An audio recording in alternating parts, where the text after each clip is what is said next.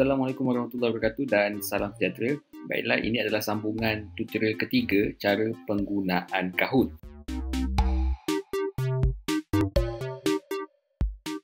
Tutorial yang lepas, last sekali saya tunjuk cara macam mana untuk kita sebarkan kuis Kahoot kita kepada pelajar.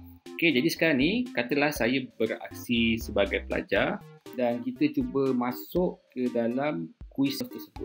Okey, kita klik.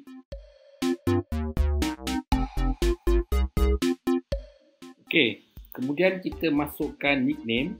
Bukan kita, student lah. Student masukkan nickname. Tapi nasihatkan student untuk bagi nama nickname yang sopan sikit lah. Kalau tak, dia akan jadi macam gini. Dia akan keluar nama-nama mengarut gini. Jadi bila keluar nama-nama mengarut ni, susah pula kita nak masukkan markah nanti. Ataupun kita nak kenal pastilah siapa-siapa yang dapat markah sekian-sekian kan.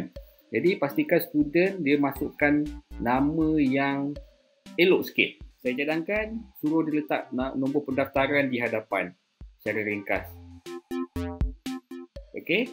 Kemudian dia boleh klik OK, go. Okey, sekarang student boleh jawab soalan. Okey, dia boleh try jawab.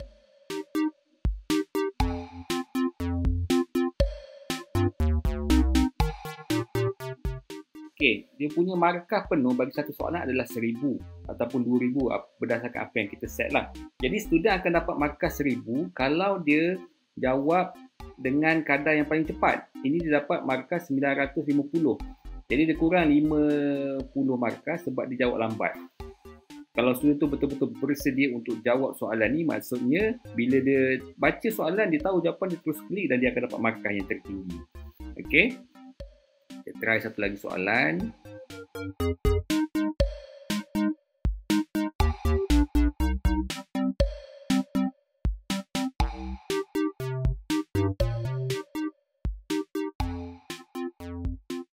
Okey, ini jawapan betul. Jawapan betul, dia dapat tambahan 1050. Sebab apa 1050? Sebab 1000 tu sebab dia jawab cepat dan 50 tu sebab dia punya jawapan answer straight dia tu 2. Jadi ini kelebihan Kahoot juga. Jadi selain daripada dia kira berapa cepat student tu jawab soalan, dia kira juga berapa banyak straight ataupun berapa banyak soalan yang student boleh jawab secara berturut-turut dengan betul. Okey, jadi student akan jawab sampai habis. Okey, saya tak nak tunjuk bahagian ni lah. Okey. Kita sebagai pensyarah, kita boleh muat turun summary jawapan student. Tapi untuk yang ni untuk kita tengok jawapan ataupun kita nak tengok analisis jawapan student ni, kita kena buka dalam komputer lah. Sebab dalam handphone dia agak terhad. Melainkan kalau kita pakai akaun berbayar, yes kita boleh tengok pakai telefon. Tapi sebab kita pakai akaun free, jadi kita tengok dalam komputer je lah. Okay, kita buka website Kahoot, kahoot.com. Okay, login dulu. Okay, kita login dulu.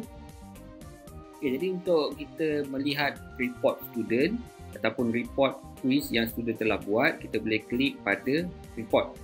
Okay, kemudian kita tengok mana satu yang kita nak download. Okay, kalau perasan kat sini yang gambar piala ni, ini adalah challenge. Challenge ni maksudnya student buat di rumah. Manakala yang gambar macam ini adalah live game. Live game ni kita main di dalam kelas. Okay, katalah saya nak download yang ni. Okay, kita klik download. Dia download ni, dia akan download dalam file XLS. Di bawah ni tak apa nampak. Buat naik. Okay, dia akan save dalam file XLS ataupun file Excel. Jadi kita boleh buka file Excel tersebut. Okay, jadi ini adalah summary ataupun report quiz yang kita jalankan. Okay, kita boleh dapat tahu berapa banyak correct answer, jawapan yang salah. Okay. Kemudian kita boleh tengok final score pelajar. Okey, ini final score pelajar. Jadi markah dia ni ribu-ribu lah. Jadi tuan-puan kalau nak masukkan markah ni per 10 ke, ikut aktiviti tuan-puan lah. Mungkin boleh ambil yang higher score ni sebagai markah penanda aras. Jadi mungkin yang nombor 1 ni dapat 10 markah. Lepas tu jadi 13,940 ni bagi dengan 14,554 ni kali dengan 10 contohnya. Yang Izzah ni dapat markah yang kurang sikit lah daripada Hadi ni.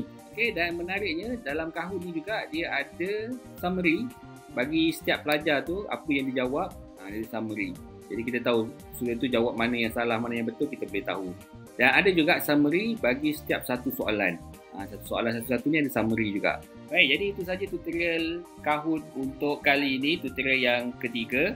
Jadi harapnya dapat memberi manfaat kepada tuan-puan yang menonton video ni. Jadi jangan lupa untuk like, share dan juga subscribe channel Pandai Sitos. Kita jumpa lagi insya-Allah. Assalamualaikum.